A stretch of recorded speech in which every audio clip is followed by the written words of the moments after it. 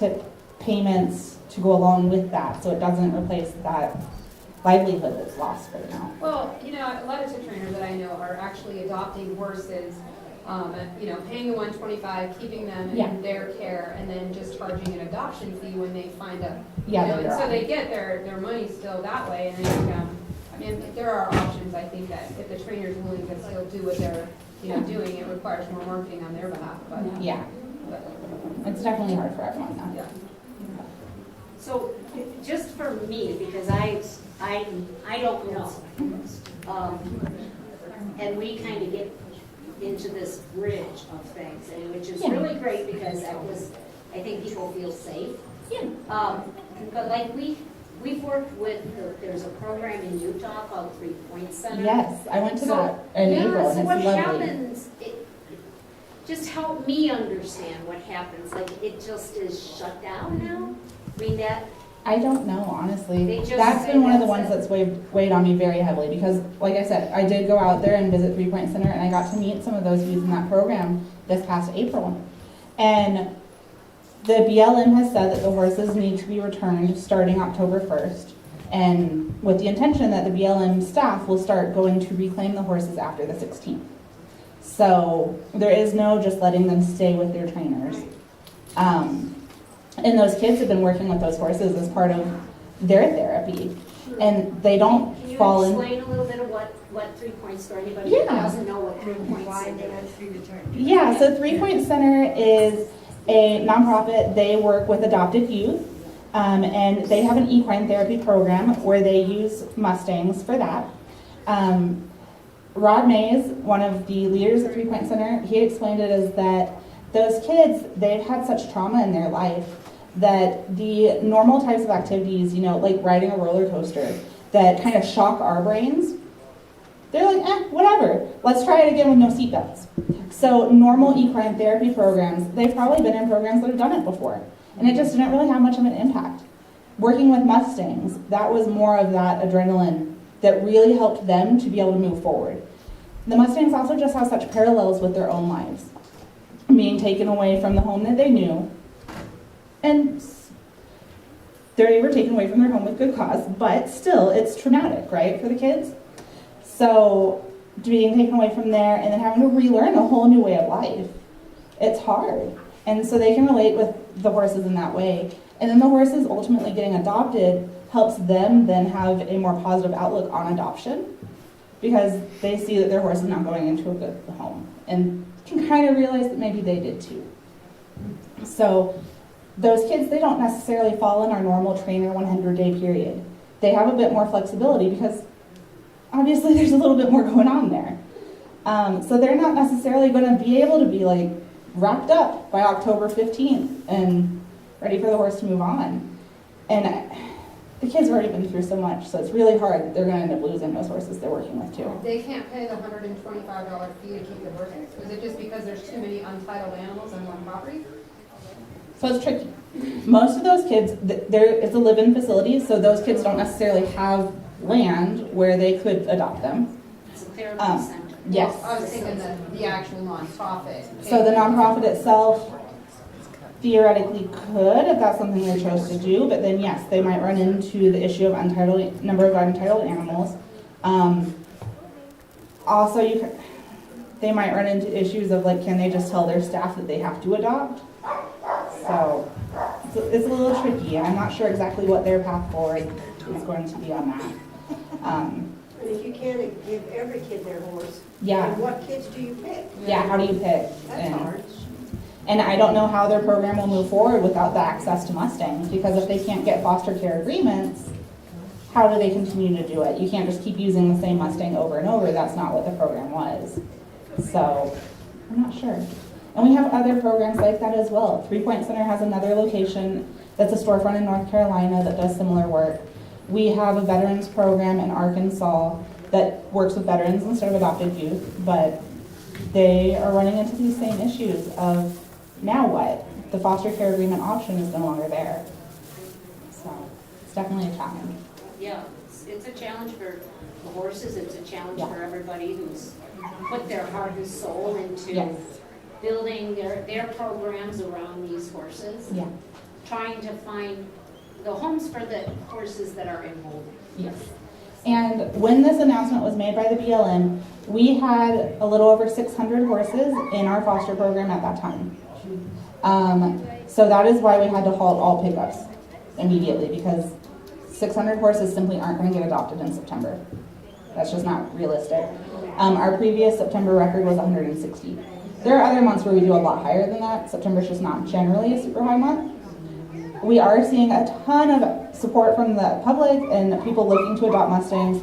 The trainers are obviously pushing their Mustangs way harder on promotion, so we are seeing a lot of adoptions. But ultimately, there are going to be several that are not adopted this month, and that's going to mean returning to BLM facilities. Or the trainers, I know some of them are looking at potentially adopting them themselves. Where that gets tricky is in the long run. If we consistently have, 600 animals a month just sitting in our trainers that aren't in the corrals, what is this going to do to the corral population going forward if they don't have the trainer option to be moved into? So, I have a question. yes. A lot of these horses will have already gone through some sense of extensive training. If they go back, how can the BLM somehow try to keep that current so that these horses don't go backwards and then end up becoming like a three-stripe horse or something in the future? I don't know that they realistically have the manpower to do that. I know that they're all generally very short-staffed, so even if they have the best of intentions in trying, I just don't know that they can. That's where we go to the bigger political issue. Yes. And talking to the bigger politicians who don't realize that no matter what side of it that people are on, there's horses that are living beings that are kind of in the middle. Like we had to have a contingency plan set up where if the government shuts down tomorrow night, Yeah, the yearlings that we're the trying to get adoption can be adopted. processed, yeah. And so they said be prepared to have the horses taken out Saturday night so we wouldn't be able to continue. Well, now there was enough and it went up the food chain far enough that they gave us till the 2nd to take the horses back, if that happens. So I don't know, I mean, everybody says, write your senator, write this. I think now with electronic technology that nobody reads doodly squat that comes into their inbox. They have so many people there deleting an email, doing this, doing that. So where does the movement start?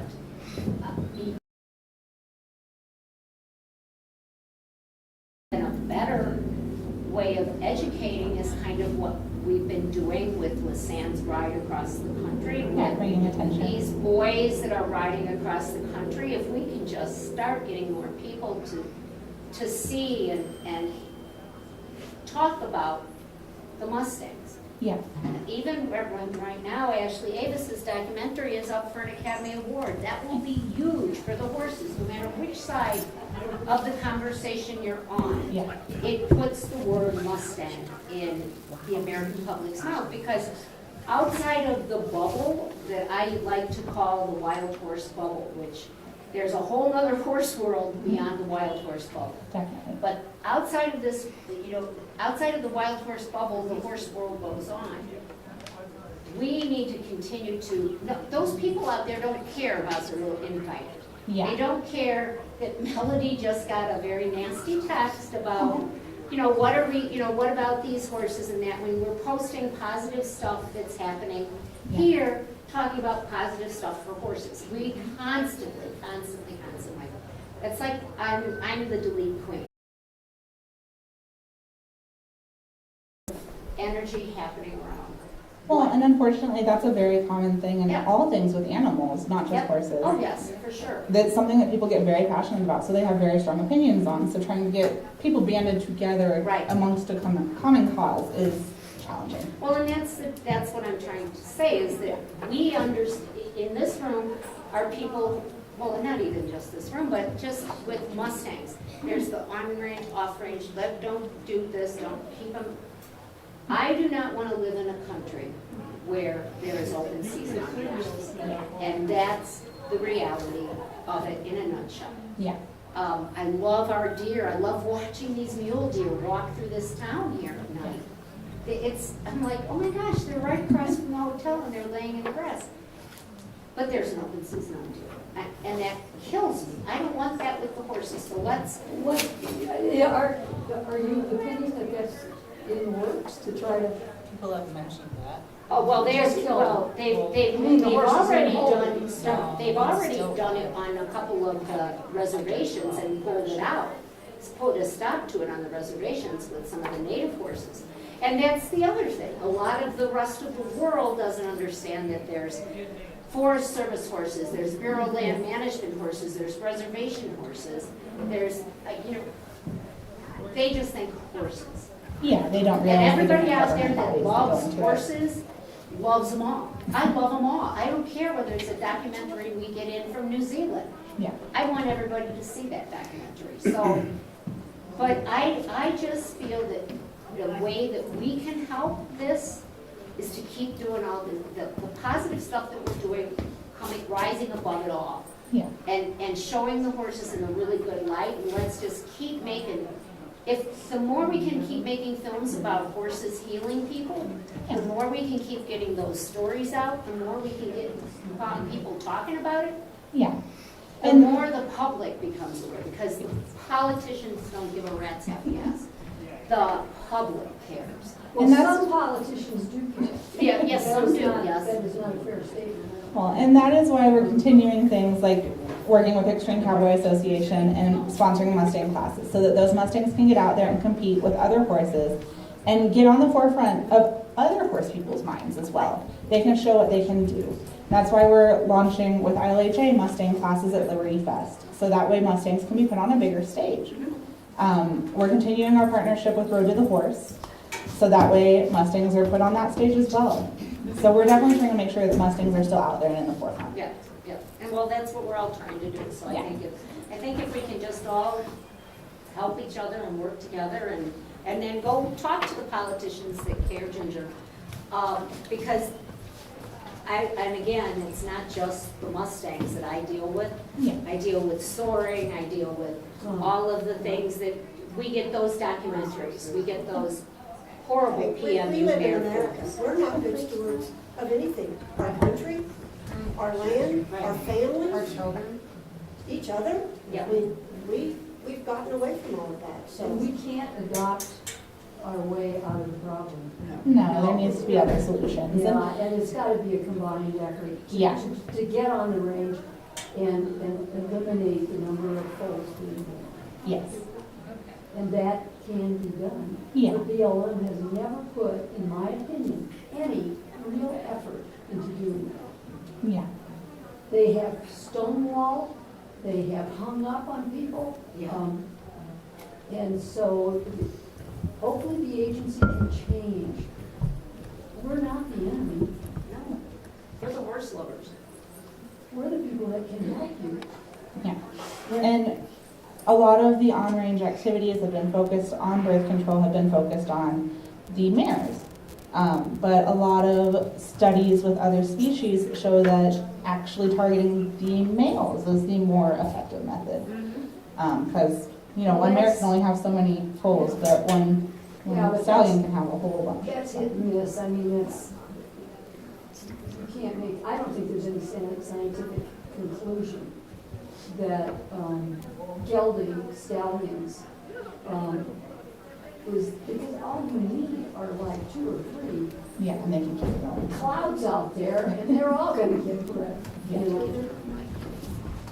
And you don't wanna do that, because it would just destroy the whole social fabric, Yeah. but they don't care about it. But yeah, I think that the current system isn't necessarily a long-term solution. It's a Band-Aid and trying to keep up and figure out how to move forward. If you look at what the Bureau of Land Management has been tasked with, of trying to maintain this population without really any alternatives, that's far more than what we ask of, say, our municipal government agencies and what they have to do in terms of animal control. So it's challenging, and they didn't really have a good example to follow or they're trying to do the best they can Are here. there meetings taking place? Is the BLM advisory board still operating? They are, yeah. Okay. But we never get notifications of meetings and so forth. It's published, the annual meeting. It is No, not definitely, it's an annual definitely meeting, they're published. Yeah, these are advisory like board quarterly. meetings, they're usually 4 a year at least. I think There you're was one right. yesterday. There's more than one. Yeah. But you can find out when they are. Yeah. Zoom, because Lisa was on. Well, that. you Yeah, we have were on to. the Zoom No, yesterday. you have to post it if you're having a Yeah. meeting. And it's She was on the posted Zoom in the- yesterday. What was the agenda on the Zoom? We yesterday? were on the Zoom call yesterday for the new round, next round of funding that's going to be available. And they actually talked a great deal, and I was kind of floored because the conversation was more than I thought it was going to be about darting and about birth control. Birth control is the main topic right now. Using Gonacon is not the way to go. Well, okay, but that's the conversation Well, that's that's what top they of want, the. they've always wanted permanent sterile. So- When I say they, I don't mean you or you, Yeah. I mean the big they. Yeah, yeah. Because So I've been they're, around the big they for years. they have a bunch more, what appeared to me to be funding available for research. So by kind of taking it, my take of the conversation was taking it away from one overseer with a bunch of access to funding. They're going to be giving it to a lot of smaller entities who will be doing the darting, who will be doing the research about it. Julianne, what was the name of the grant, or what you have to do for the federal, what you have to sign up for first? SAM.gov. SAM.gov, and you have that In there. fill out the form as a nonprofit. So you've got to be registered already on SAM.gov as a non-for-profit that is on their list to accept government money. You do have to be a nonprofit. You have to be a nonprofit, and you cannot, or you can be a Or an state, individual can. I do believe the universities contract. were also an option. pardon me? I believe universities were also an Universities, option. yes, and states, universities, or municipalities can also apply. But you have to go to SAM.gov and fill out that application. They said it takes a couple of weeks to get back to you. Then with that number, once you get that number, then you can go ahead and apply for the grants that are coming now available. And they want the grants written with a projection of 5 years. Stipulating that you must use Gonacon. I don't think so, no, they didn't do anything like that. Only because I know, we're really big with horses. That's gotta go, for the off-range horses. We sat here today and I talked about the effect that this is gonna have on kids who have been using these Mustangs. I can California that uses Mustangs with blind veterans, and they've made documentaries for us. I mean, it just, one of my missions is to get this message out there that these horses are so special over domestic horses because they've got that little bit of wild, and they work with people who Well, have they had that understand. trauma. They understand trauma. Yes, They understand trauma, but they also, if they've had an opportunity, they understand discipline. Yes. They understand how you work together. Right. Horses And they work partner, together. yeah. like, well, I equate it to Iberian horses because I have Mustangs. So there's a magic that happens, and this happens with these Mustangs. It's this connection. And you just don't, some people have it with their domestic horses, but not like I have seen. And I've seen a lot from around the world now with these Mustangs, or it doesn't matter whether it's a Mustang here or a little horse a little wild Mongolian horse. They're just super special. So, and it's not just our wild horses. There's wild horse issues all over the world, but we badmouth our wild horses. You go to Europe and they're rewilding the horses there. Yeah. Yeah. Because And of it's a the tourist ecology, attraction. to fix the land. So it's like, all we can do is keep trying to educate, I think, is, and that, if that's everybody in this room's mission, is to just go out and let's just keep educating and educating, because once somebody knows what's going on, once you see it, once you hear it, once you know it, then you know it, and now you're responsible to share it. Because if you know it and you say you don't know it, then you're lying. So, you know it, you gotta share it. So, together I think we can get there. I believe we will get there. I think the only way we're gonna get there Is together, that's the only way. We're so fractured right now, we're not making progress. So we have to shift. You gotta talk loud. I was just gonna say, we're fractured, so we're not making progress because we have all these voices that are not united. And it doesn't mean that we have to all agree on the same thing, we can agree to disagree, but we all have a part that we can play to keep the pressure on, to keep pushing, to keep educating, to keep talking. And, you know, my part, I'm a painter. You know, I open a gallery in town, people walk in and the first thing they say is, oh, the horses are overpopulated. Oh! I'm like, okay, when's the last time you were ever on the range? Well, I've never been on the range. Then don't make that kind of comment. You've got to get educated. And once you're educated, you know, and so I go out and, like Ginger, we go to events and we speak and talk to people. And the first question I always do when I go to these events is, I say, how many people know we have wild horses? And out of 100 people, 4 hands will go up. So to me, it's a huge lack of education. And so if everybody can do their part of educating and do it in a way that's respectful and we honor each other. If we can't honor each other, we have no business honoring a horse. That's my take.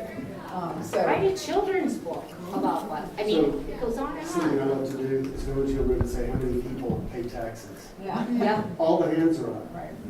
How many people own horses? 1 or 2. I'm like, put your hands back there. Right, y'all are. Yeah. And you need to get engaged. Right. You need to start to learn about the horses. And the problem too is that the issue is so large that no one group can take care of this on its own. No. We all have to work together. Right, right, and I firmly believe that it needs to be an entity that is their scientific background. I'm not talking about government, I'm talking about the people who get the private sector that can get, or the nonprofit that can get the funding, that their specialty is what is the best way to take care of the overpopulating of the horses. Yeah. And then what is the best way for these horses to be used in a mental health? And it just needs to be the people who know, the people who are smart about what they know, need to be the ones out there helping. Yeah. But I think there's light at the end of the tunnel, and I think all together we can, I might be really, but I believe we can all get it together with these horses. Yeah. And I mean, obviously the loss of the BLM agreement is a huge blow for us, but we're not giving up. We still are looking into what other ways we can be involved, trying to figure out what the new restrictions will be in terms of being able to access BLM horses and how we can move forward. So. Did you already say, do you know why this happened? The BLM, they felt that we had some instability in terms of our executive director position as our executive director this past year left. Ultimately because she decided that it wasn't the right fit for her in terms of her own expertise. She was used to working more in an adoption center, more hands-on with the horses. And ultimately, the executive director position at MHF is very challenging because we're not working hands-on with the horses. So you need a horse person who also really loves the people working with those horses, because we very rarely actually get to touch the horses unless we're going to events. What we do get to do is talk to those people that are helping those horses every day. So you have to love the people just as much as you love the horses. And there's also a lot of computer stuff and stuff. You're just not a computer person, it's not going to be happy times for you. So it's a rough role to get into. And you find a lot of people who love horses and then they just don't enjoy some of that other part of it. They love horses, so they want the horses. Do you engage at all with the BLM advisory board, or Missing Rural Advisory Board? Not really. We work more directly with the BLM staff. So. Who do you directly work with? Crystal Johnson is our program coordinator. Crystal Johnson. Yeah. Okay. is she in DC? No, she actually works remotely. Oh, okay.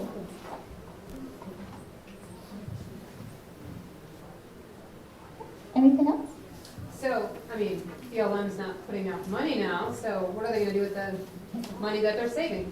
Is there any? Well, like I mentioned, we had over 600 horses in our program that were not in their corrals, were not being fed by them and taken care of by them. They were using our storefronts to do adoption events, especially out in the east, and that meant that they didn't have to pay facility fees.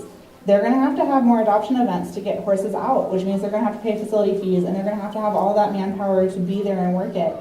They're gonna have to have more manpower in the corrals to take care of that influx of population. That's a lot more mouths to feed.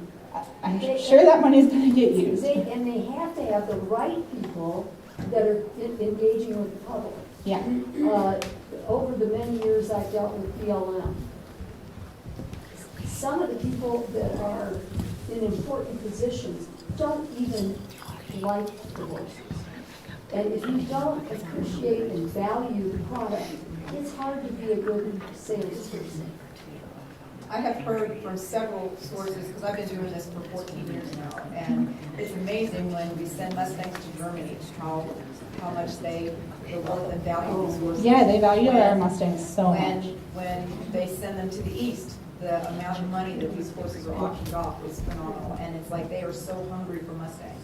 So there's a lack of a more positive message, at least in the western corridor of our country, for They're here, not so a it's true- easy to look over them, right? But in the areas they're not. Well, but it isn't, because they get very caught up in all the political aspect. But I even watch a lot of the, way that they're discussed and talked about. Because I've, like Ginger, I've been to BLM meetings, I've been to other events and that kind of thing. And they are an unbelievably amazing, diverse horse. But it's almost like it's only been in the last 8 months since the BLM got a new promoter to do all of their online marketing that I actually start hearing more of a positive presentation. This is new. They're paying a salary of like $189,000 a year for a marketer for BLM. I don't even know, but I saw this in the works a while back. But I think the whole presentation part of this is so essential because, like I said, in the East, people just can't wait to get their hands on these horses. Yeah. They go into Germany, they're selling for $25,000, $35,000 a piece. So it's just interesting how whatever story we tell is what the public hears and what they sell for. And so it's so important in this part of the country to really raise the value of what these horses are really worth, what the diversity, ability, and all that kind of stuff is. And I just, BLM shoots themselves in the foot. In the I foot, agree, in the yeah. foot. They, Right. I don't know, within the dozens of adoption events, and if you'll hear them talking to each other, making fun of the horses. Or, you cannot sell a product you don't believe in. Right. And they need people who represent the horses and really like the horses, like you. Well, we have Ginger, I gotta say I've had a completely different experience in Raleigh, North Carolina at a But you're in the adoption. East, so that's the East. Yeah, People are that's super not, positive. The people working with the horses, with the BLM, are very I cannot speak to concerned that. I can speak to about the West. horses. Right. So I've just had a It is very, different. very But, different experience. well, but also, being on the board and being the only one who really I felt like nobody on that board valued the horses, except me. And, And I think it depends too I on think which it is levels of the changed. BLM staff. I mean, Yeah. I've worked with a lot of the program level staff and they're all very passionate and they really do care. At least the ones that I've run Well, into. I will tell you what will make a difference, is if Ashley Avis's film wins an Oscar, the BLM is not portrayed very well in that documentary. And it is a documentary. She doesn't go to the BLM guy and say, hey, I want you people to act like you don't know Jack. But boy, those BLM people stuff. were awful in that film. Well, and unfortunately, And that's that's not unusual. Right, but it isn't like, even with what we see on the East Coast, is different than out here. And I think because cattle are so big out here, and east, our cattle come And in we the don't have, we refrigerator don't have Bureau of Land section, Management. and they're called steak. And we don't see them grazing, and we don't see this fight that happens over ground. That doesn't, you don't see that in the east. So, and you know with Ann Hamlin, who's out there, she's up and down Maryland and Virginia's, they're eventing, these horses are rock stars. Yeah, we have some amazing trainers that really do just crazy things with their Go and Mustangs. walk into the BLM offices. Go in and try to have a conversation with these people, and I've done this for decades. And you will occasionally find some really great people like we had in the prior. But they really seem like the Gregs. They don't know how to talk to the public, and they don't like their product. They're a lot of them are alive, you know, they were born and raised in these small towns, and that's what their parents did. And then you have to have these weird degrees to even interact with BLM. None of us, I bet nobody in this room would qualify, you maybe, with the right college degree that you have to have in these, you know, things that really don't matter that much. Well, and And so in my why- prior life, before MHF, I worked in animal rescue, so I've dedicated my whole career to working with animals. And a very common issue in animal rescue is that the people love animals, but they don't like people. They see the bad things that people do to animals, and it's very easy to get very bitter.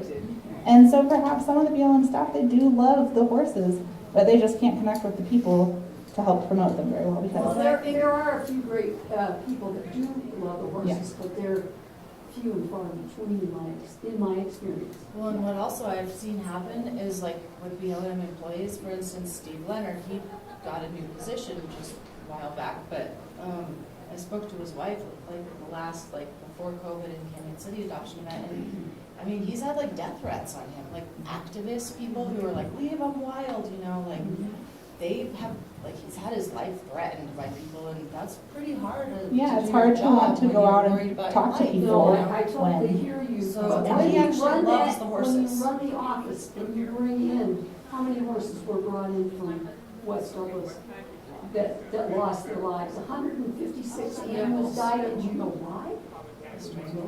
They weren't inoculated.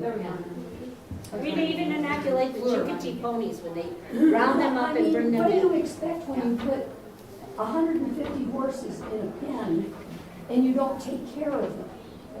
Well, And that's what's- Steve Leonard was part of that program.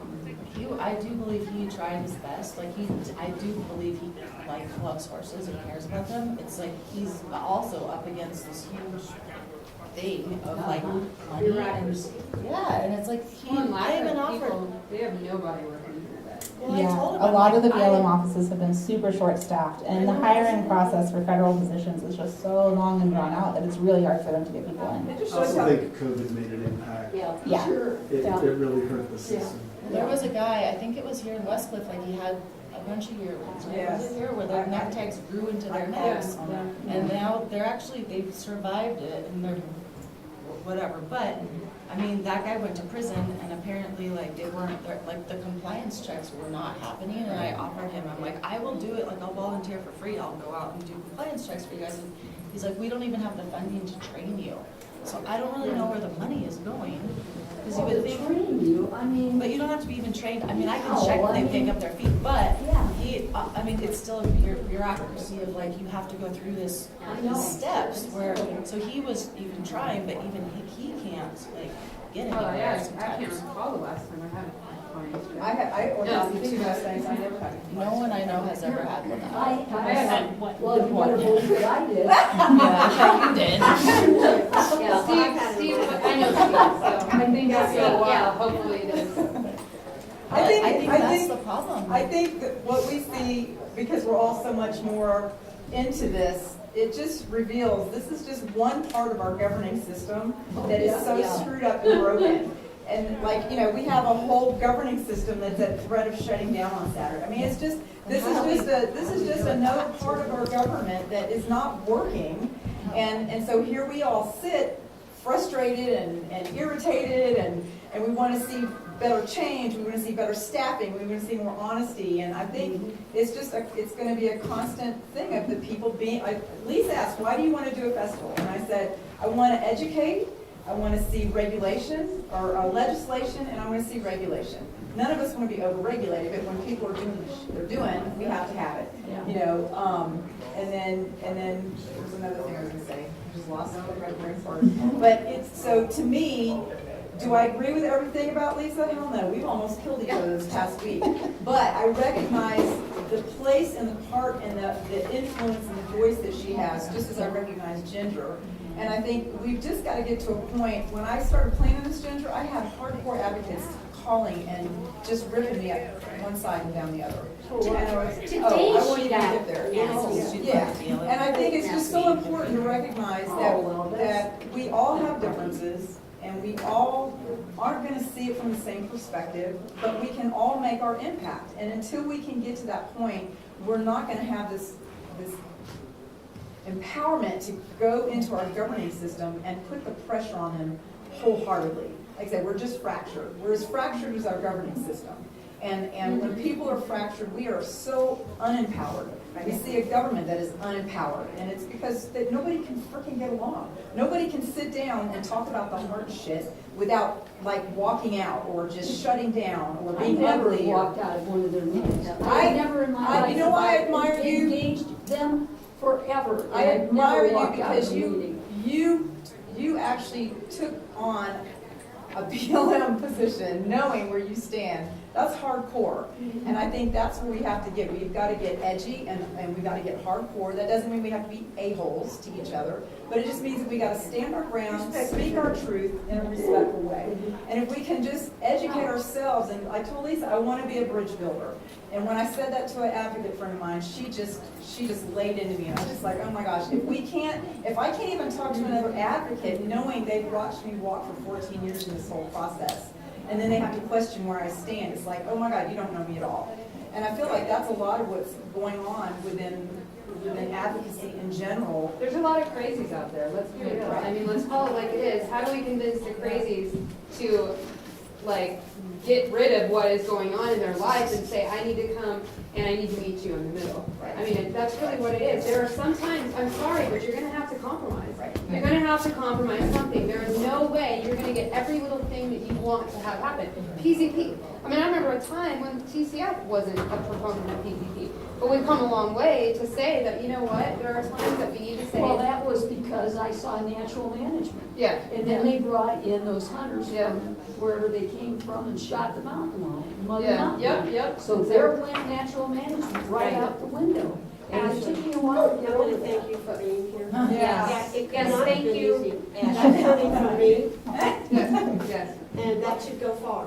Yeah. So I appreciate what you're doing for the Mustangs and trying to continue. And it was not easy for y'all to show up. No. We've been bombarded by a lot of questions and concerns, and Me too. still trying to figure out the path forward somewhat ourselves as well. We do have some plans, but still trying to figure out just exactly what we can do. If we believe that you like your product, we will like you. Awesome. I like you. Thank you. But you're one person. Exactly. Now we need to expand you way out. If I could look myself, you know, my life would probably be easier. One me to take care of the kids, and, you know, it'd be great. But I do think as we look at advocating and going forward, that just putting out their demands of what we want of the BLM won't see the improvement we want, that we probably do need to look at trying to advocate for more budget towards the BLM. And everything that we've interacted with them with TIP, whether it's delays in getting TIP trainers approved, issues with getting loads to the east, everything, it's always come down to that they don't have enough staff. And that's probably the same issue you run into with compliance checks, is that you're not getting the compliance checks done because they don't have the staff to do it. I've worked in nonprofits long enough. Really makes it to where the best laid intentions and the greatest of plans with your policies and procedures can fall to the wayside because you don't have the people to do it. So we can't just simply yell demands to the BLM to be doing this and do that without giving them the resources to do it. So. Well, thank you, Ashley. Okay, we're going to take a short break, and then we're going to have Ann Souders up here to talk about Forever Branded.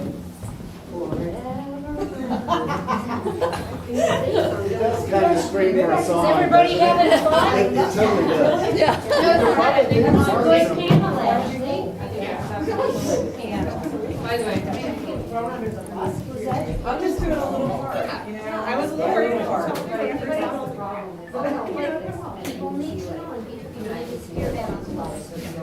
And that way,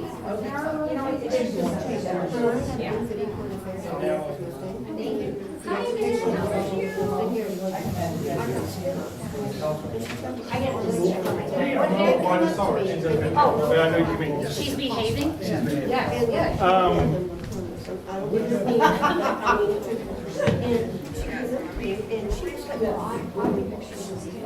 She was like my age. I mean, she was probably someone's grandmother, and she spit on me. The guy across from me in the booth said, "Did she just spit on you?" And I said, "Yes." And they did death threats. The security at Equine. that's crazy, that I'm talking about, like, how do The security agent at Equine Fair walked me in and out every day along with the BLM, because they would come and see America's Mustang, which was the educational division of Mustang Breed.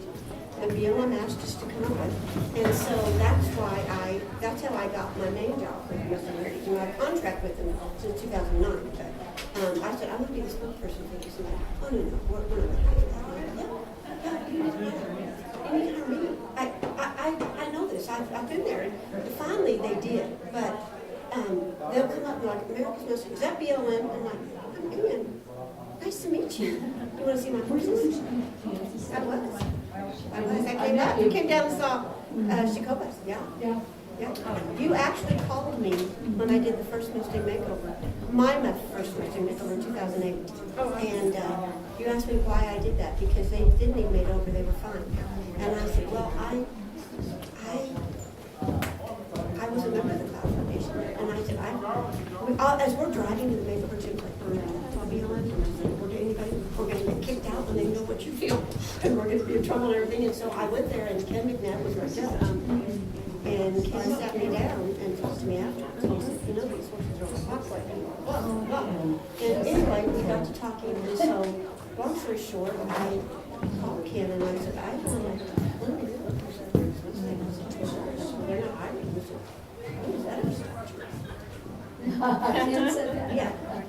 Would you like to stand with horses in the wild in virtual reality And it was the last helicopter run. with a headset? Have you ever done that before? I have that back.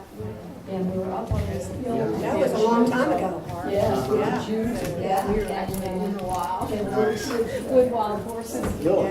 Yeah. Did you have pretty good luck seeing some? Oh my gosh, they came. And we were adding experience. We said we had Souders Park, Pickering, and south of it was like, and we were that's just like, I mean, what happened? It's so stupid. You don't, if you can make a friend, you don't get in. Yeah. I mean, I can't imagine what you're doing. I mean, seriously. It sucks, because the person We were just in Middleton, South Carolina, this weekend.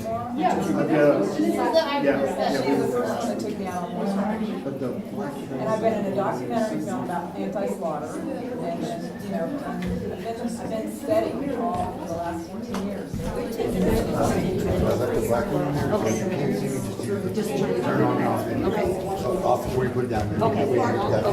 If I'm busy. I gotta go, my phone's going dead, I gotta go. That's okay. We had a registration over there, and the advisory board was there meeting there that week. And so we were parked there, and we had police there, the activists around, and then we were able to come to the trailer. So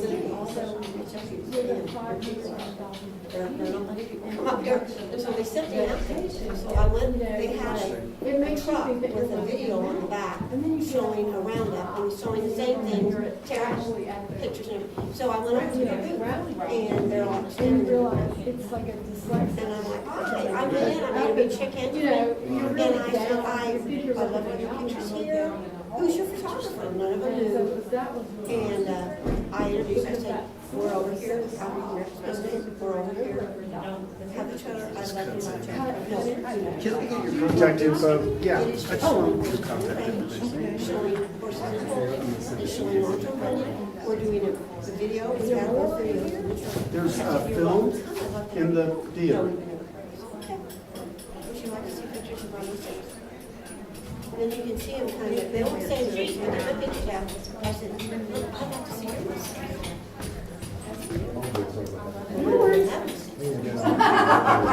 And I said, I see you have Lanny Lynch's business card here. I know Lanny and Catherine Lynch well. And they're like, you got it. No, I'm not doing it. He's a great trainer. I'm like, no, you would never. Yeah, he does. His main horse is a Mustang.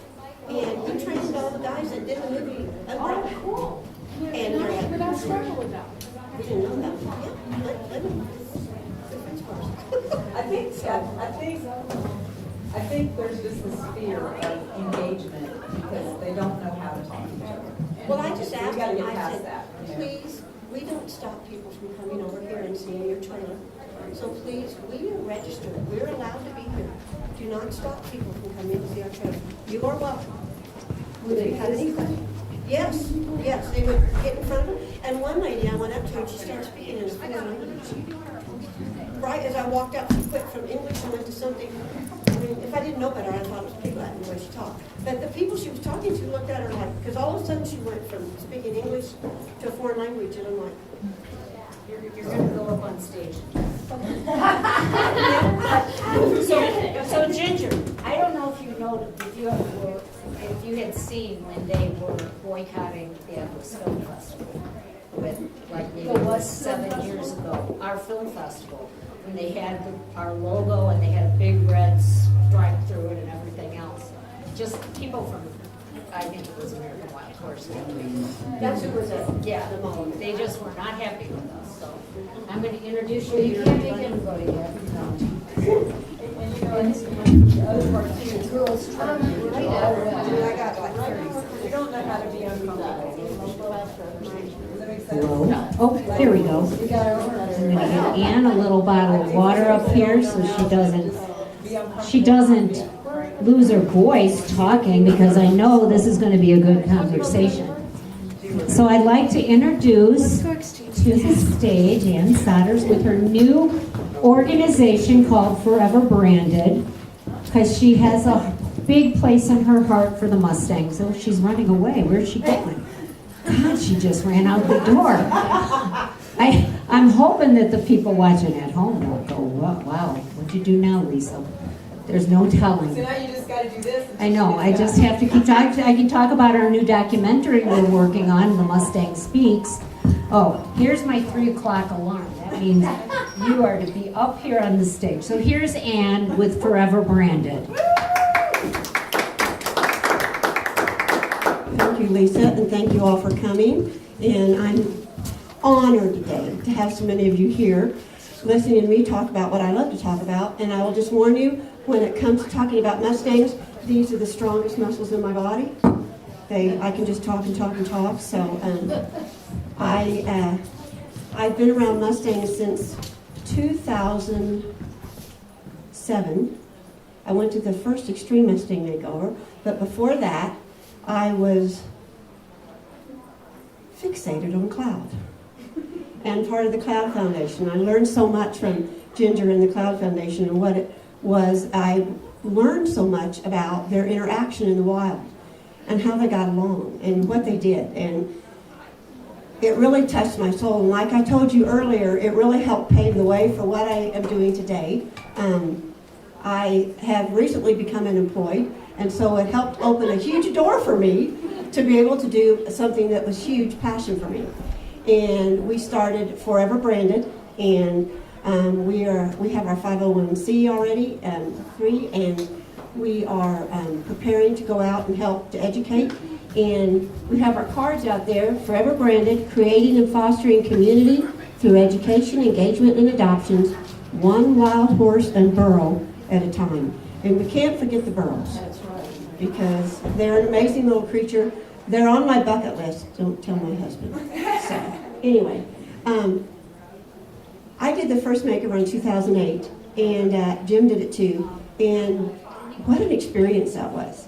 Little did I know, doing that and becoming part of that, how God was going to bless me. Because I was blessed enough to pick up a wild horse and earn that trust. Little did I know about the family I was going to get. That's what's put this apart. Now, I'm a preacher's kid from the Midwest. I tell people I'm a Yankee-born Texan because we've been in Texas for 42 years. But I grew up in church, went to Bible college. I have been around people all my life. I've never met a family like the Mustang family. Never. Not church, not through soccer, not through school. They're pretty amazing.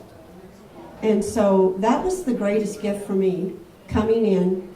I mean, I love these horses. I was not aware that I was going to be getting a new family. And when, about a month ago, I was sitting there thinking about this dream that I've had for several years of starting something where I could do actually what I wanted to do for the American Mustang and share that gift with people so everybody could be forever branded. And it doesn't matter what side you're on. You're forever branded. You love the horse. You love the Mustang and want what's best for that. That's what I wanted. My ultimate goal through this is that we can all agree to disagree and come together and change the world, one Mustang and burro at a time.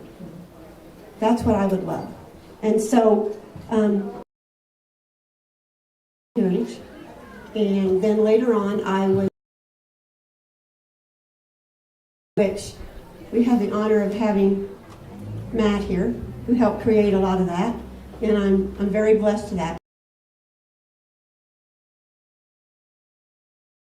Mustangs. I mean, this doesn't get better than that.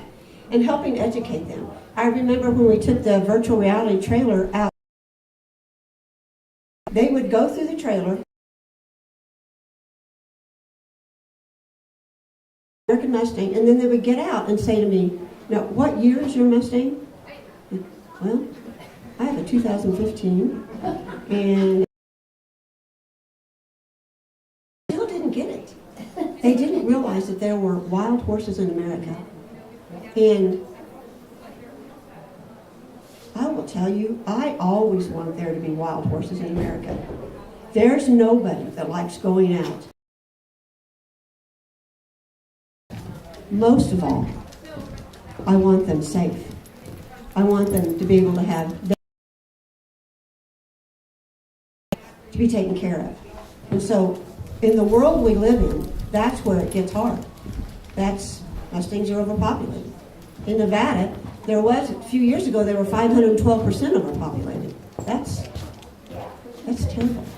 So all of us here, one Mustang and a burro at a time, are here to help make a difference.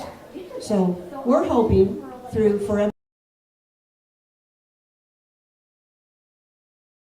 I mean, last year I was in lots of schools, reading books, telling kids, talking about it, helping pave the way for the future, for the kids.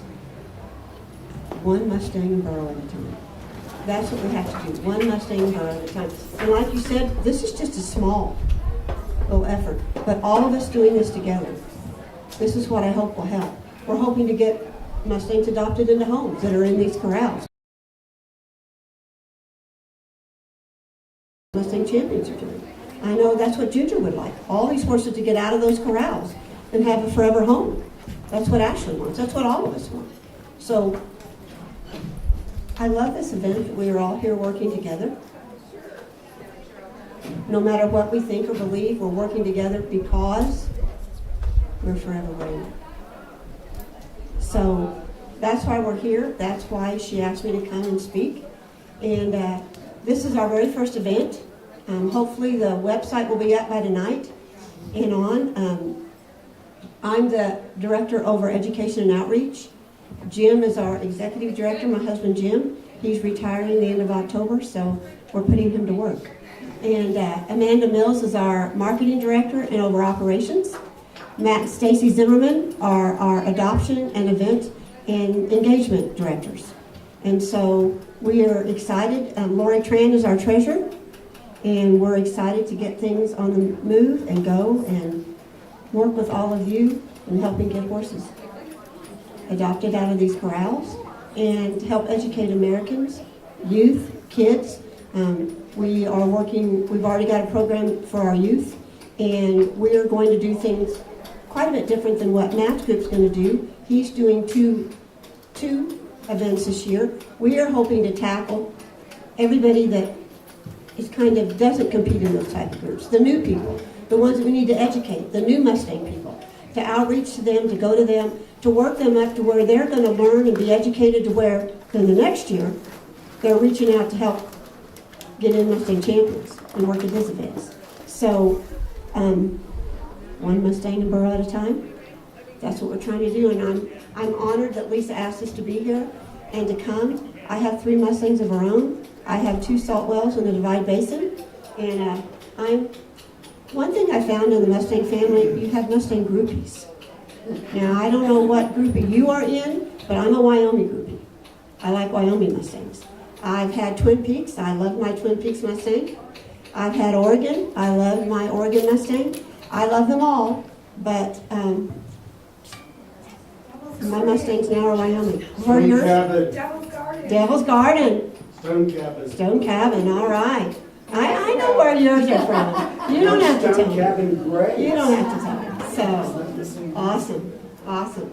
So, I don't know if y'all have any questions, but we've covered everything today a lot, and I think we've made huge headways of what's going on to help to get to know each other, know how to better help our Mustangs, because honestly, it's not about Ginger, or Matt, or Ann, or Ashley. No. It's about our mission to help these wild horses. That's the most important thing. I have been to, I've got 100 events and how many BLM meetings?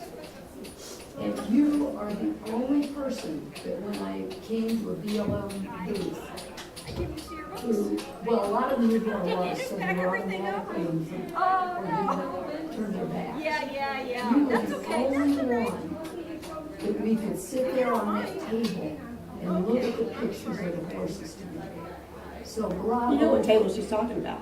When I had all my pictures on the table, and I had that piece of plastic over the pictures. You are the only one. And so it works both ways. It does. BLM has to be. It does. And the key is those horses. Here's what brings us The together. key is having people that are not so rigid that they automatically hate you because they heard about it. Absolutely. Preconceived judgments. 1 Corinthians 13, the greatest of these is love. Little did I know growing up memorizing that how hard it is. Yeah, But it is. out of the whole Bible, that's what the Lord tells us is the greatest thing. Love. 4 letters. It's not easy, is it? I know. Melanie, you have a question? I was going to ask you when you're going to write your book. Did somebody put you up to that? No. Okay. I just heard this little rumor. That's all. I don't know. So, yes. Do you live in Castle Rock? No, I don't. I live in Paradise, Texas. Now, I will tell you, I'm the only person that can adopt a wild Mustang and say, come on, buddy, you're going home to Paradise. So, yeah, I'm about an hour northwest of Fort Worth. You look just like a gal that did a Mustang event at the castle. Okay. It was pretty good. Thank you for doing it. Well, you're welcome. I tell everybody all the time, and I don't want to cry when I say this, but I'm blessed. My spouse, my husband, honors what I do, and he's helping me now. He's been in the program himself. He has been in the program, he's done it. He does say, is that another Mustang out there? And you say them like potato chips. Yes. But I get to see people's lives changed every day through a wild horse. And I've had people ask me all the time, why Mustangs? Because I have a quarter horse at home. Why Mustangs? And I think, this is what I tell them. We live in a world, everything is fast, everything is free, everybody gets a trophy. You have the fast lane on the highway. We don't have to dial numbers anymore. We just push somebody's button or their name. We don't even have to watch the commercials. We can fast through them all. But when it comes to a wild horse, there's no fast lane. There's no one button. You have to drop everything you are. He does not care, or she.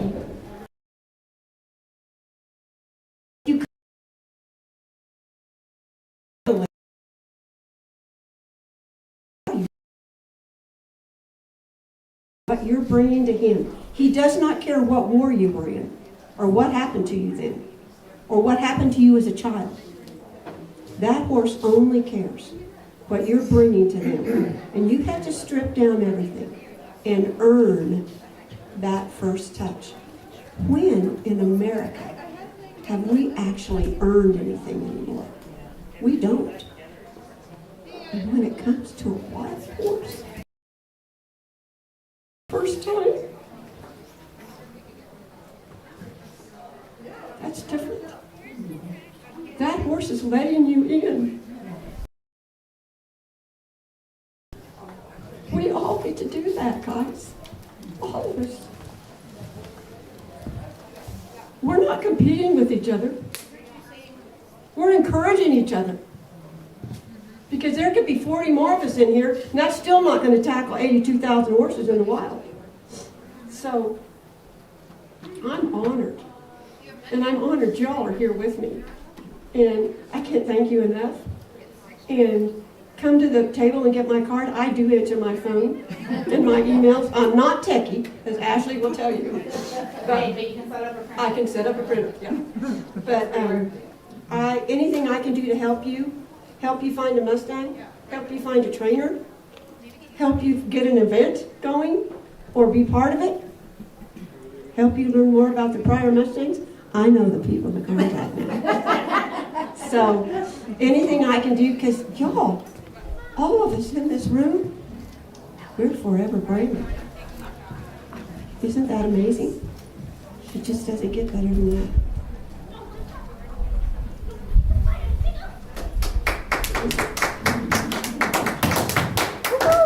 Does anybody have any questions? And actually, I cry when they lose the money on Family Feud, so I cry easy. But Maura wants to be the next speaker. Does anybody have any questions for Ann, or did we all kind of go over? I'm going to tell you right now, I think we have some questions from Karen, and maybe it's not just with Ann, but maybe it's with everybody in this room, because Karen is not in Colorado. The lady sitting next to you is a conversation that you need to sit down and have. Matt and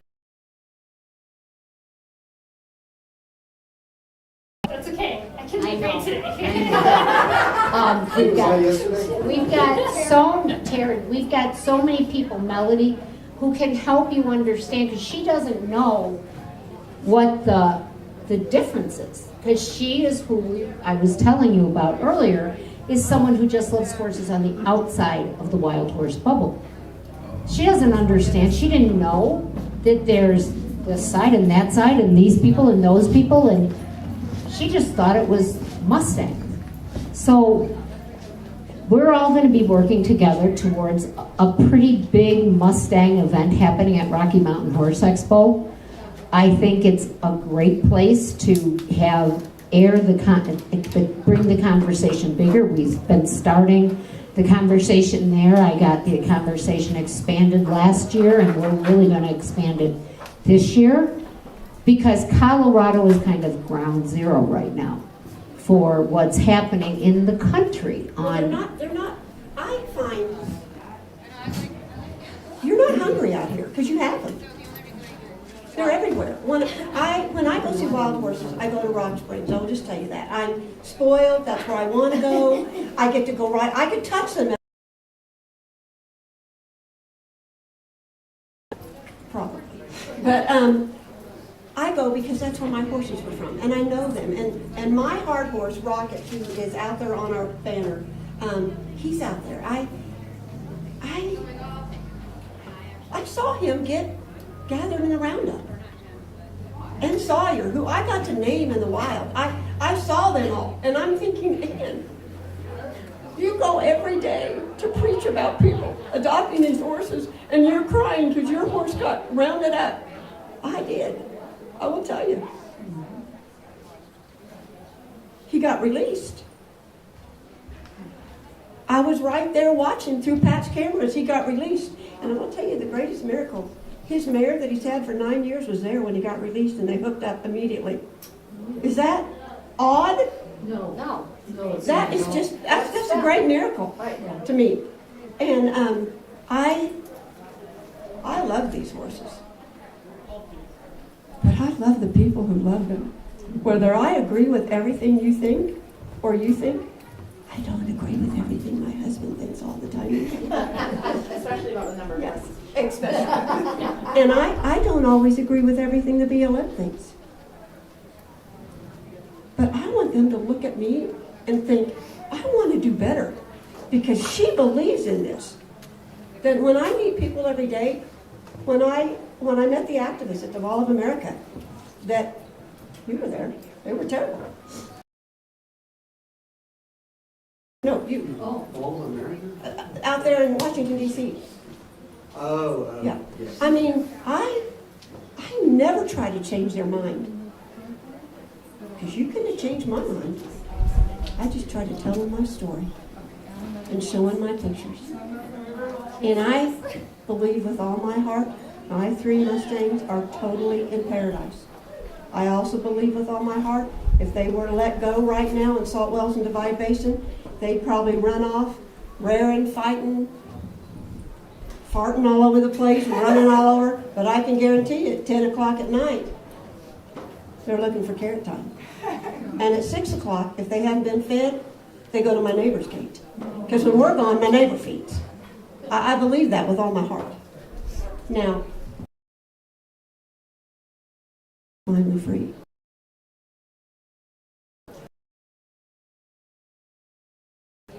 And over 60,000.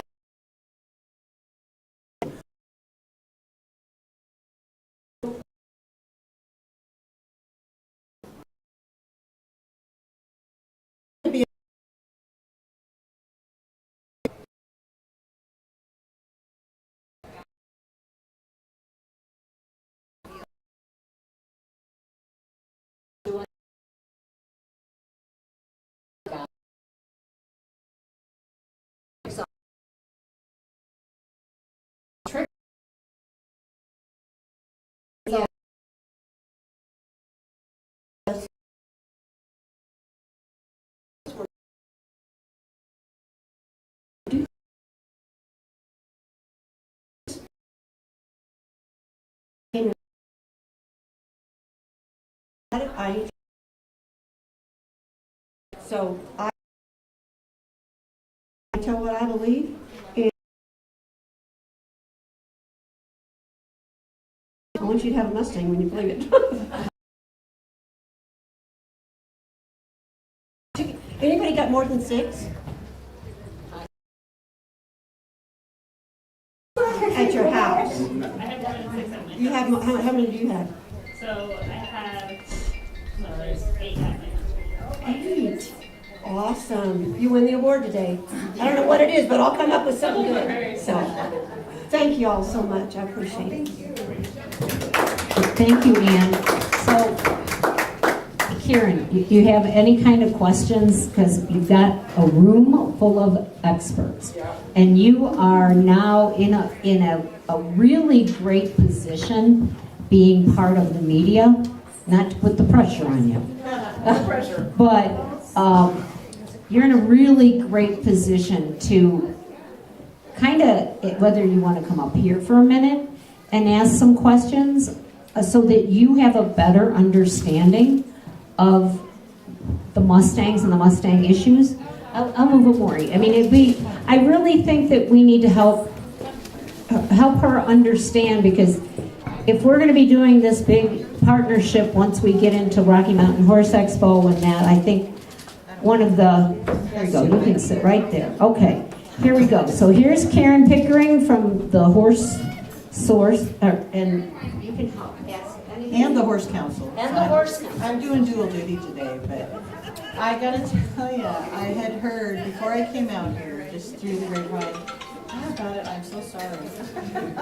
These people like, anyway, that it was a lot of activists, and I thought, I need to come out and just find out for myself. You heard that about this? Yeah. Get out of touch. And so I was a little bit hesitant. Over that. Because my experience has been, what? There you go. A lot of people, and I'm kind of redneck. I gotta admit that. I'm a little bit redneck. And yet, there's got to be a solution to the problem with these horses. And I took somebody was talking earlier about the Mustang that got rounded up, the stallion that broke his leg. I got that press release, and I published it, and it made me sick. I mean, that it's happening, and I know there's got to be a safe way to round up these animals, but they're part of America's heritage, and we've got to take care of them. But I wondered, you know, as being part of the media, I feel a responsibility, and I've had a lot of things happen.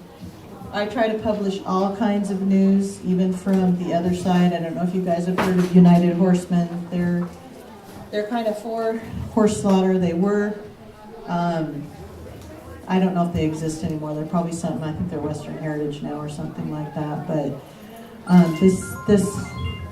the sad part is the two sides need to come together to solve the problem. And the activists aren't doing any favors for the horses. There's a group of horse people out in Oregon called Teens in Oregon Mustangs. And they had adopted a group of horses, or they would go out and get, the young people would go out and get horses, and then they would train them. The kids would train them as a youth project and then sell them at the horse expos or whatever. They're doing a really good thing, but they were gifted, the BLM gifted them a herd of really pretty horses. I don't know if it was the Steen Mustangs, I'm not quite sure which group it was. But they gave these kids the opportunity to adopt some pretty horses, because the BLM never gave them pretty horses. They just gave them whatever they had. And there was a group of women that followed this herd, and they would follow it in their campers. And they named the horses, and they in their mind it was their horses.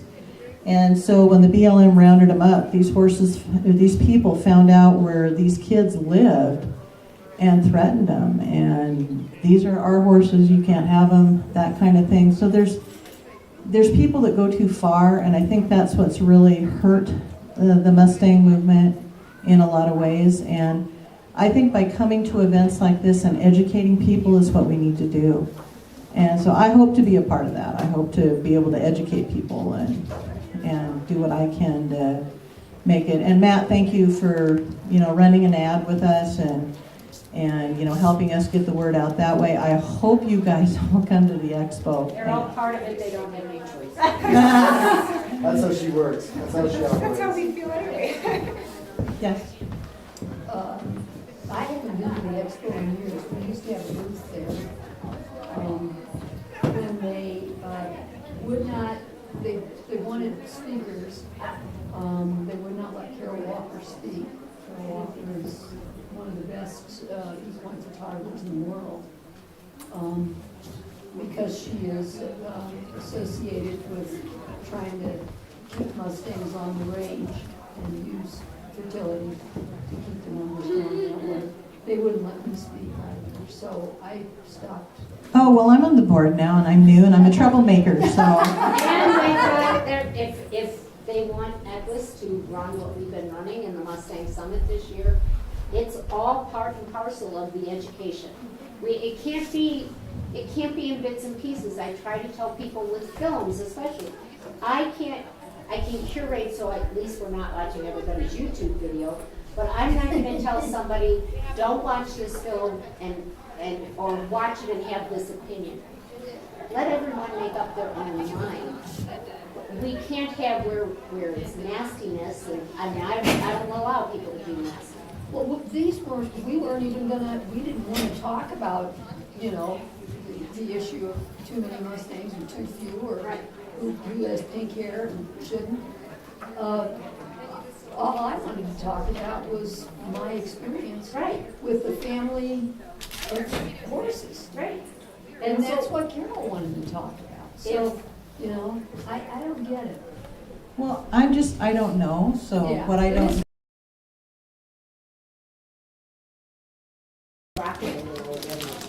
Yeah, I will help in any way I can. Coming to this really helped.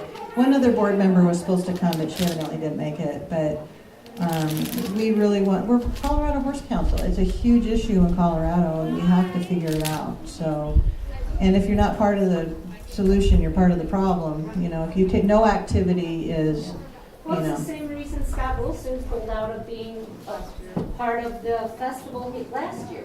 He was going to be one of our photographers and help with the art, and then, because of the stance of the Rocky Mountain Horse Expo, they couldn't be part of it. So he pulled out. But I would say to that, shame on him. Utilize the fact that we've got this big expo and go and show your stuff and do it in spite of and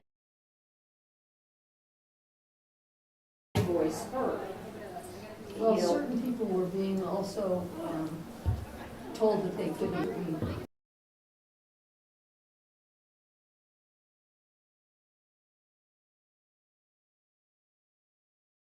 Yeah, because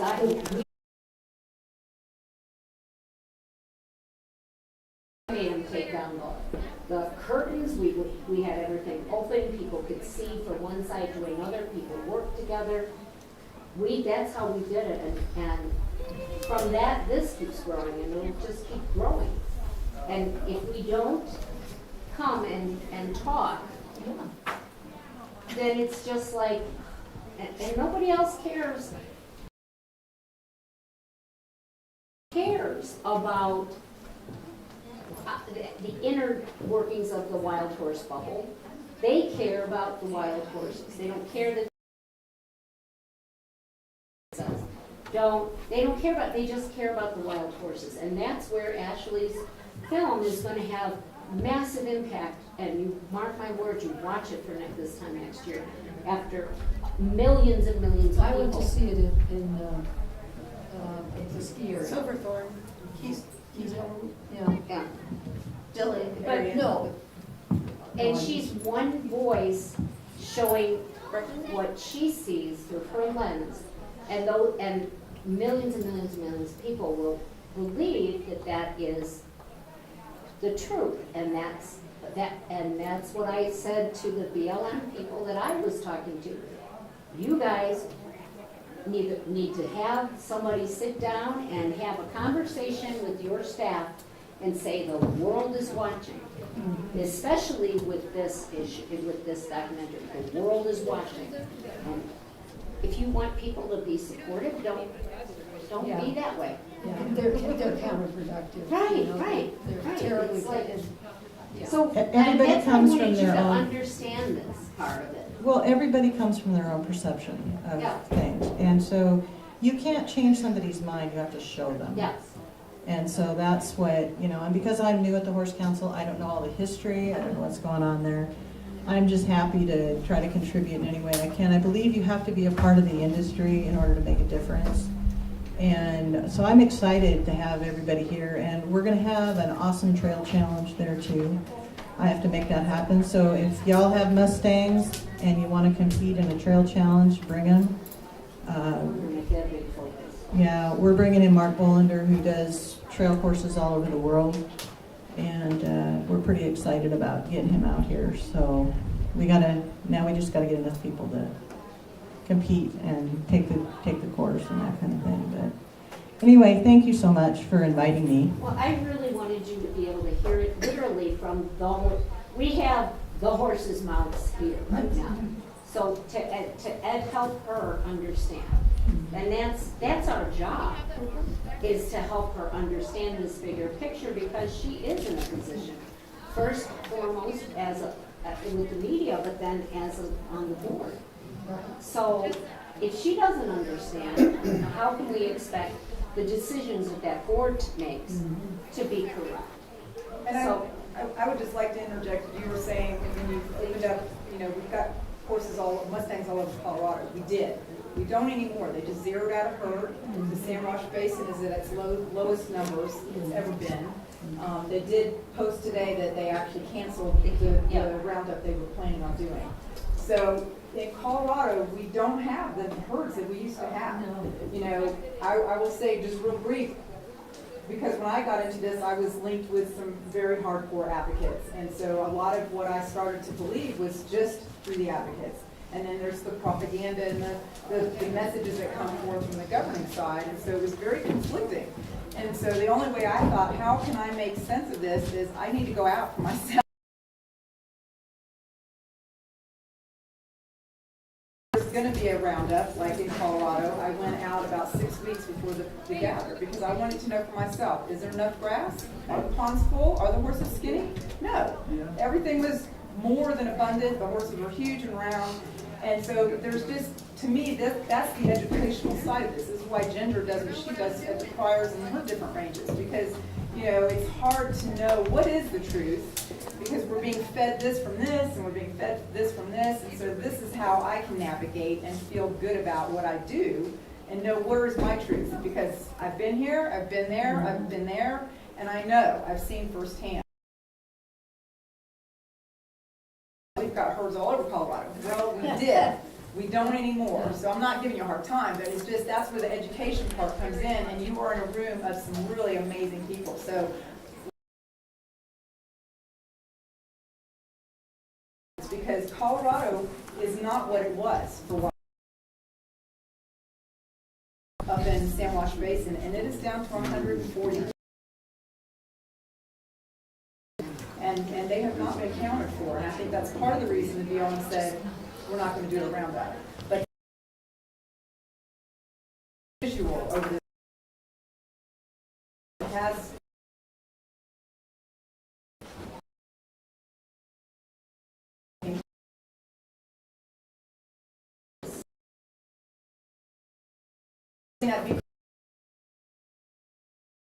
and we don't know our facts if we all the different counterparts that we have here.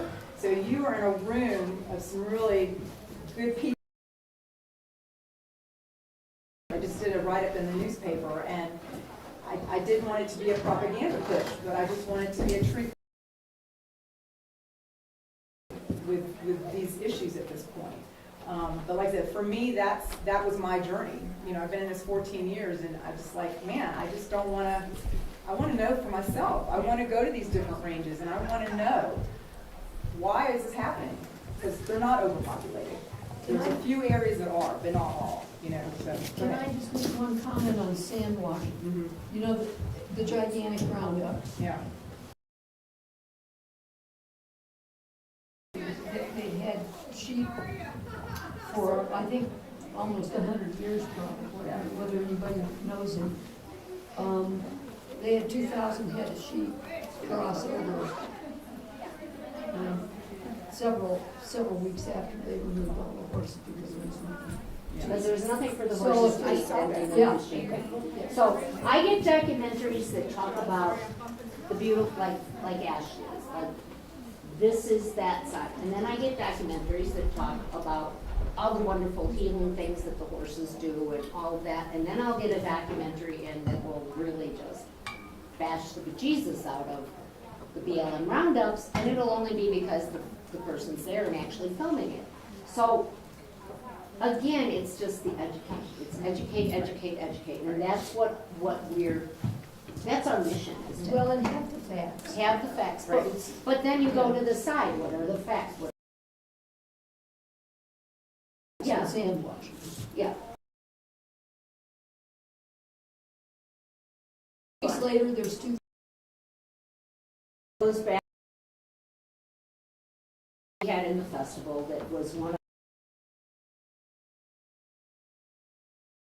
And made me so angry as I finished screening it before we even had it in the festival, was about the Dan sisters and American outrage, and then it went into the mining and all of that. And I encourage anyone and everyone to watch that documentary. What's the name American Outrage. It was here about the Dan sisters. I know the Dan sisters. That went all the way to the head. So, you know, so that was one more thing.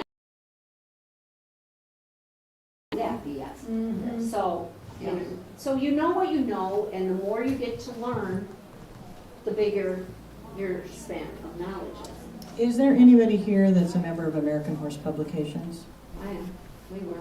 Yeah. And Okay. Julianne is. So send press releases through, because that's how I publish all the stuff that comes through from you guys, but we don't get a well-rounded view. No, you don't. Mm-hmm. So. And like even the Cloud Foundation, I really believe that maybe that's another thing that they should be part of is AHP, because if you get the 3 press releases, there are going to be an ad for AHP.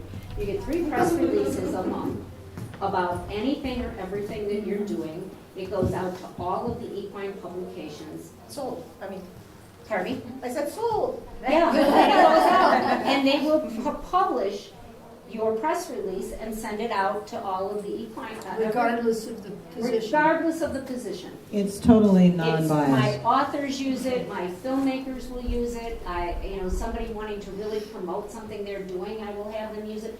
Horses for Mental Health is part of it, Brook Foundation, it just helps. It's one more level of outreach. Yeah. But they're not biased. They will put out whatever.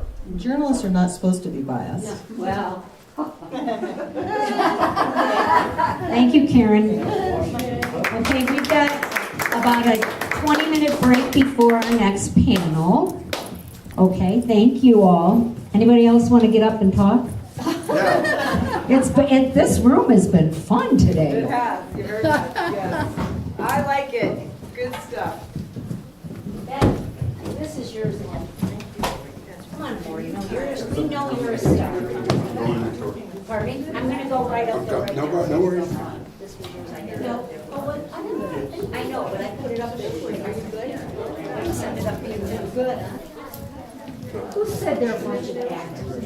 I know. I'm going, when I heard that, I was like, what? Who the hell are they I wish she recorded that so we could. It is. She is recording everything.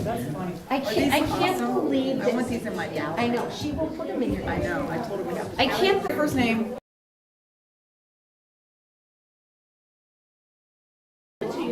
Well, maybe I haven't made it, because I haven't done a Mustang Heritage Foundation for probably 8 years. I know. Like, I'm very happy. I am too, that's good. So that's what that am, was my first Mustang makeover was in Fort Collins, then I went to one of Miami. I wasn't in it, I just participated with art and that kind of thing. But then I went to the. Oh, yes, I know Gary. Okay, yeah, I know Gary. We were actually supposed to go up to Utah before they rounded up the bunch, and then from there I was going to go to Alberta, Canada. There's a guy named Daryl Glover. Because those horses don't protect them. So he's just got 150 trails and he has all the land. He's been documenting for years. It's amazing because he shows all the predation. They've got bear and wolf and cats. I mean, it's insane. And they're full probably.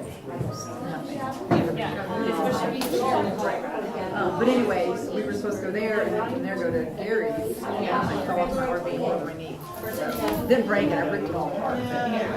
So I'm not making it. Yeah. So I needed to go. But anyway. Boy, that's great. A few years.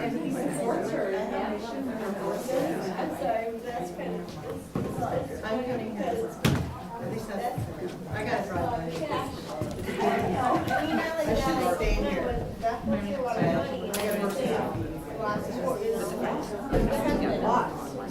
Probably, but I think. Because she didn't even get that. He is I'm too. surprised that we're having that conversation, but it's good, as long as we can keep work, and I think it's been good.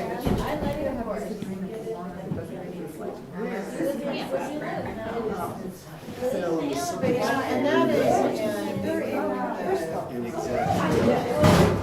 Because everybody's pushing. She mentioned trouble because she, in her presentation at 8:00, encouraged people to react to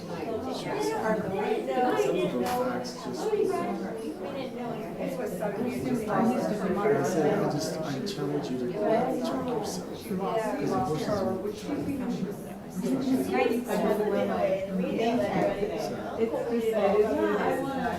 I invite Carol. We're walking right now, we've got some stuff, I will just that, We've been, she's got a lot of horse. We all learn to like experience and forgive. Make sure you can hold on. And she goes, I'm going to stay a long time. Why? Because I don't like her, but I like the work. I love her stuff. She plays her part in being business. From how to share the beauty of these horses. And I used to do event handling. So then I called 3 weeks after I started playing. I just opened a gallery. I love never know. now that I'm doing it, but you'll take a shit my head. Exactly. You don't know. She's putting together a wrestling, but she's been working on photographing trainers and their horses. Generally a black background, dark canvas. Yeah. We've been getting her into the Mustang. I try to stay focused on painting. So I have 2 of my husbands. First time I went out on the range, I was just like, away. Mother and daughter. And so she's going to be a supplement. Be on 160,000 acres. And at that point, it was about 800 horses. But there's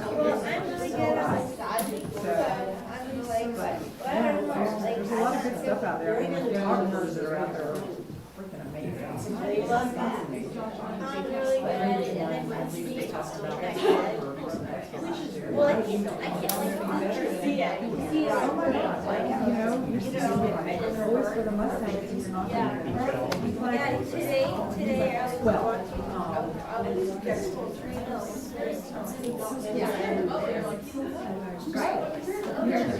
You have to agree with everything that's on the presentation for you to participate. Like,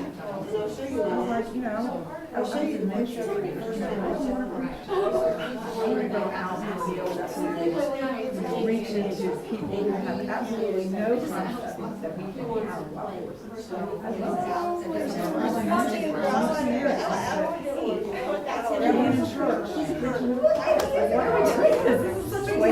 You need to grow the numbers. Yeah. He has blue eyes for 9 years on the street right now. Yeah. So that's kind of my concept for this. That's neat.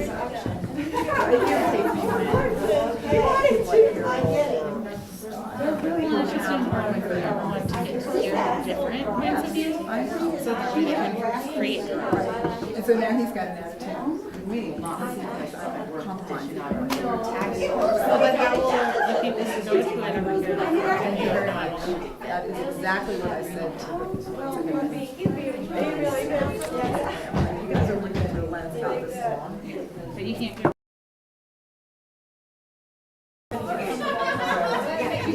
It's a shame.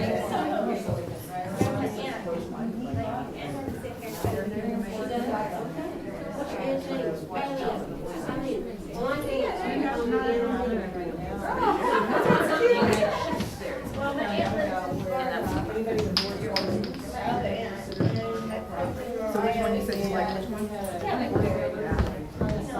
I like this one because it's more like wow. I like the short you are right. Now you got one test.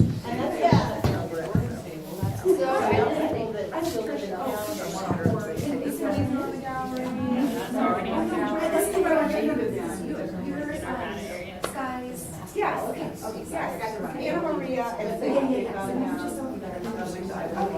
I'm sorry. I'm sorry, I didn't mean to drag you away. Well, I don't know, being a part of the council.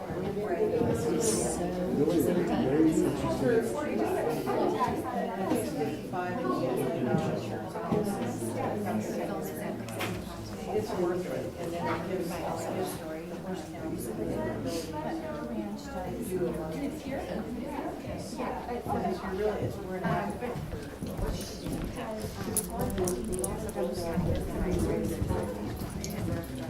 It's worth You're fine, it's okay.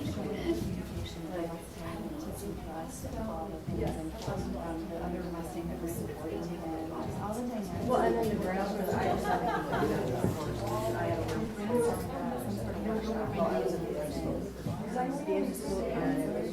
no, Ashley is right. I don't know. Well,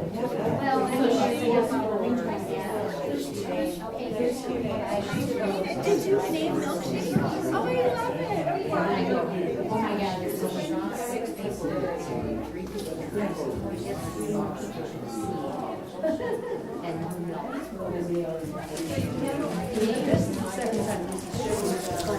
being on big screen.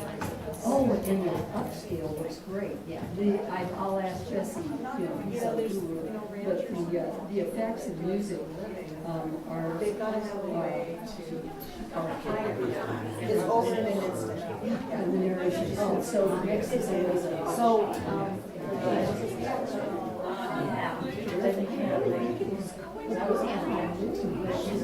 I mean, there's no way here, but there's people that can't. But this is a Friday. Yeah, it's a Friday. Yeah. Oh, yeah. Well, so, yeah, I mean, it's all they would do. No,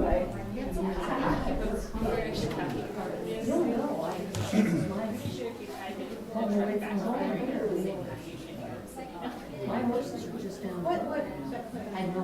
It's mobile better. But they're fantastic. And so I just thought sisters gives. Well, that's what we were like, you're called like you need to. Yeah. You need to touch base.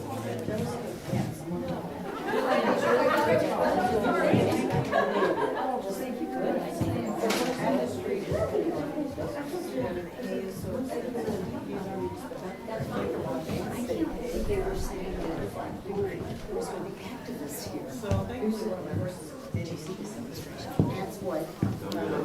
That's a beautiful girl. How are you?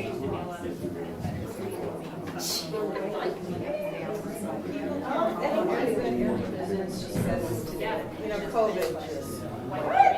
Where I go to the horse expo. trying to get over?